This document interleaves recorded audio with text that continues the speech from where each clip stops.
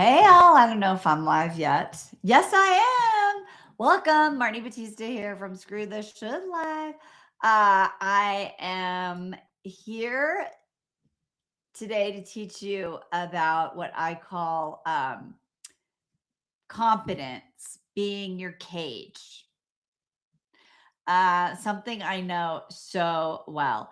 I mean, look, if you're a person who is the most competent person you know, this is for you. Confidence is beautiful. It's built our lives. Um, there's been times in my life for sure, um, going way back, that being competent helped me survive, helped me lead, it helped me be the better parent, in my humble opinion.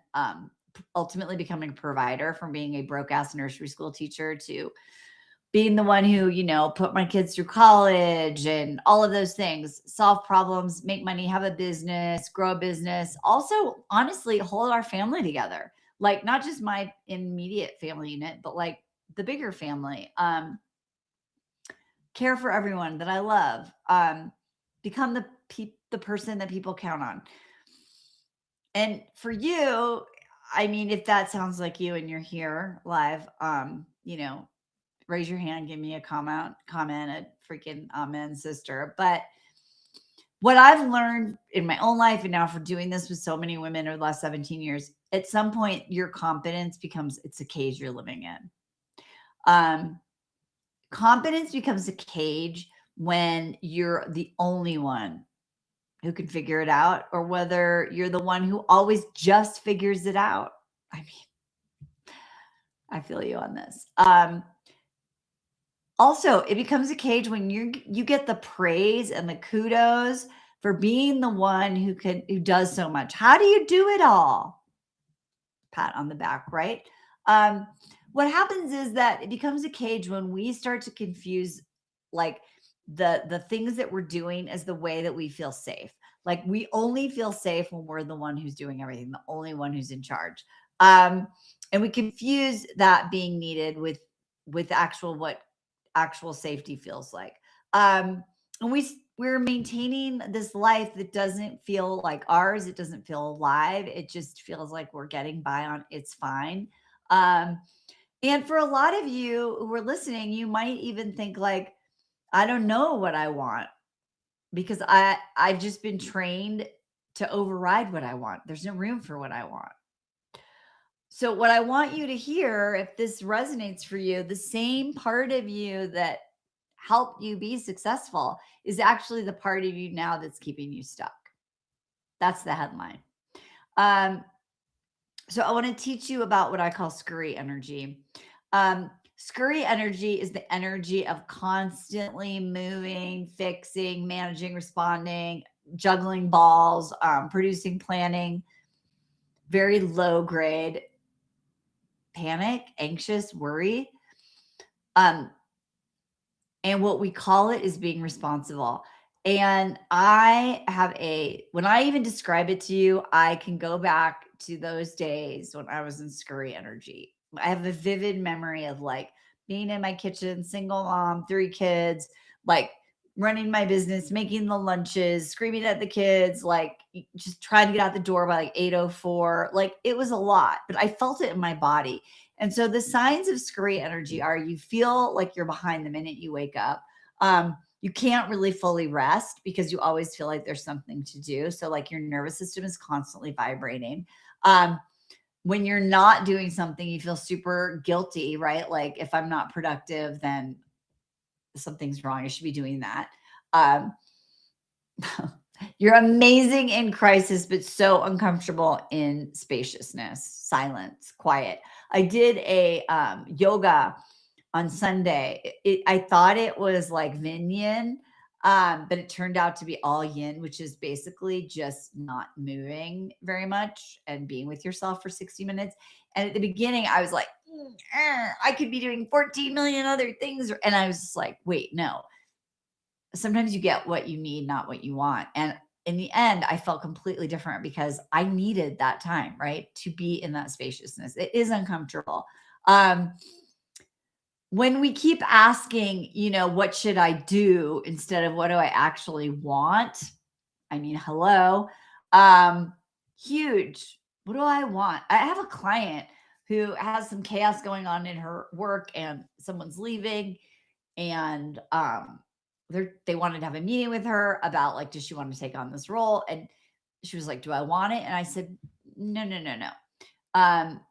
Or not, what should I do? She asked me. I said, what do you want? If you could design your work any way you want, like how would you do it? What's your dream? Right. So when we keep asking, what should I do? What's the right thing to do? Should I do this? Should I do that? Confidence, scurry energy looks like researching, planning, problem solving, never really feeling what's true for us, always trying to consensus build and get the right answer. And you feel a heaviness even when technically isn't really like wrong. Scurry energy is super sneaky because it's wearing a mask of like uber responsibility. But in your body, scurry energy feels like contraction. And I want to tell you, like right up front, like I'm not saying like, because you're saying I have to do all this stuff. I'm not disagreeing with you. I'm saying the energy in our body, the choices that we make, how we're showing up in those tasks, in those responsibilities, is stealing your joy and actually making it harder than it even is, right? That scurry energy is depleting.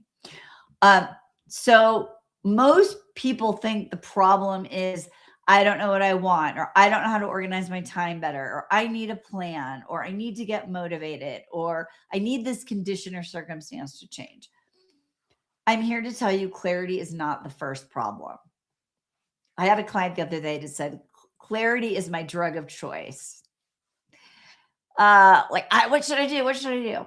The first problem actually is your nervous system does not yet feel safe telling the truth. Your nervous system doesn't feel safe in spaciousness. It doesn't feel safe asking what you want. It doesn't feel safe in letting go of that energy because it believes that that energy is what keeps your life together, the Jenga of your life, if you know that game. When we are operating like this, our nervous system is afraid that if we tell the truth, we're going to disappoint people. If we choose ourselves, I talked to a client today about healthy selfishness, right?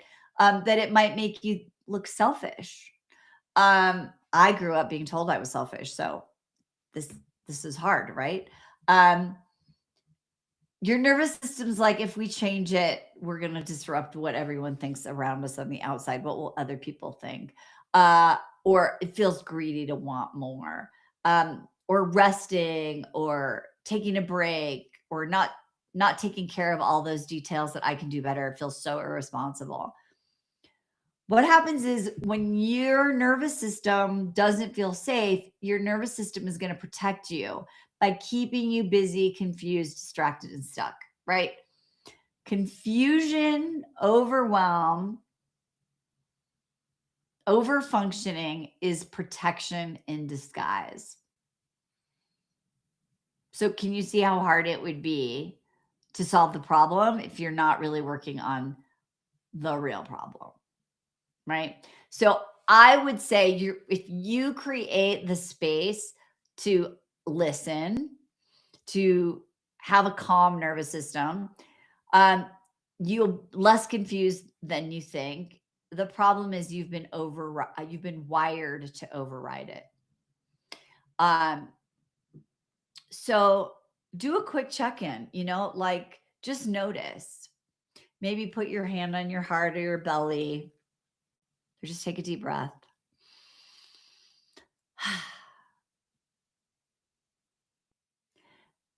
And check in and say, where in my life, what areas of my life am I saying it's fine? And my body's saying, no, it's not fine. Where am I being praised for something that's actually causing me to lose my vitality and my sense of aliveness? Where am I being praised because life is living me, but I'm not living my life? What are you maintaining? Like where are the balls being juggled just because you're the one who's good at it? You're not doing it because it's aligned. Maybe you don't even know if it's aligned anymore. And I think the last really powerful question for you is, what would you admit if nobody needed you to be quite so competent?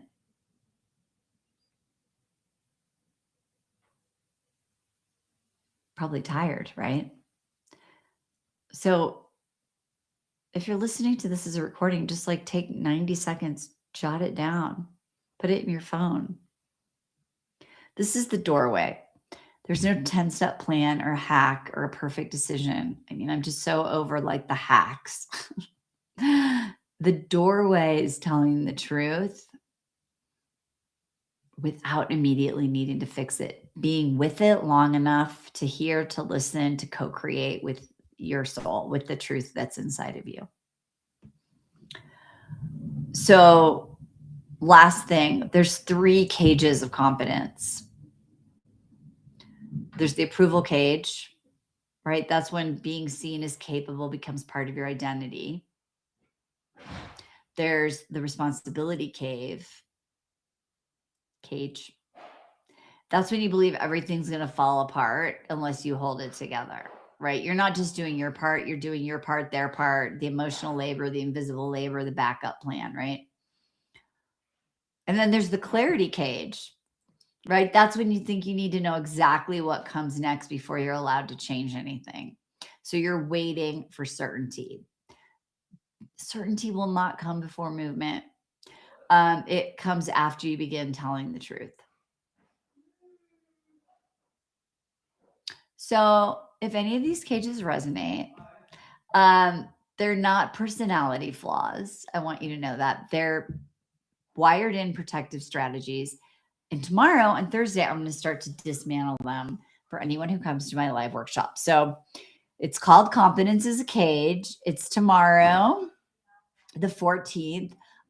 It's for you if your life looks great on paper, but something in your body's feeling really heavy right now. It's for you if people think you're amazing, you're doing great, but you feel secretly tired, resentful, restless, like disconnected, like you've lost your vitality. And it's for you if you keep trying to solve your life with hacks, shortcuts, discipline, productivity, Mondays, gratitude, affirmations, a journaling prompt. But deep down, you know that you've just outgrown this version of your life and something is so misaligned and you feel like you don't know how to get to where you want to go and time is short on this planet, right? Tomorrow's workshop, we're going to go deeper into why high functioning women get trapped by their competence.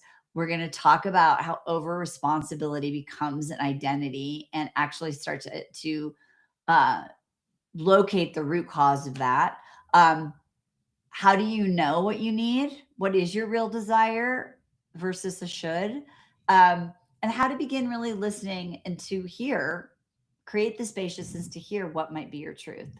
And we're going to take the first step to getting out of scurry energy. Woohoo! Oh, imagine the quiet in your mind. So if this is hitting you in some way, come to the workshop tomorrow. Don't just like, oh, that was nice, and go back to your inbox and start performing your life. Give yourself the 90 minutes. Let it just be put yourself in that yoga that I was in on Sunday where you're just like, you know what? Let me just go and see what shows up for me and just stop performing and just be. Give myself 90 minutes to just be and see what happens and unfolds. I got so much clarity in that hour. It was really, really powerful.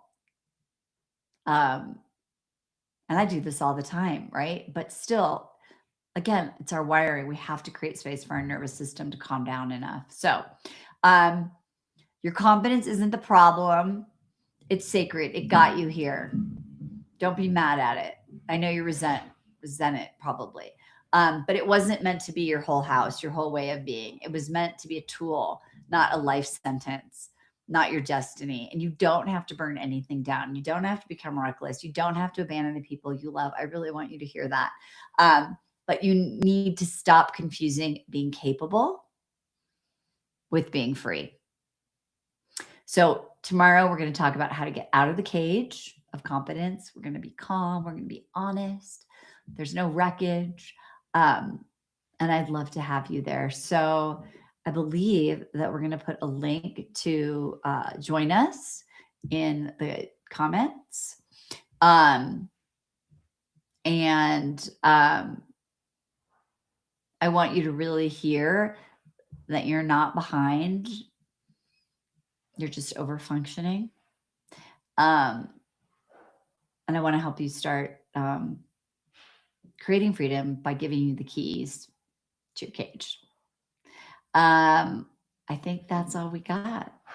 If you have any questions, you can always DM me on Substack. Come get out of scurry energy just for 90 minutes. Let's see what we can create together. Love you all.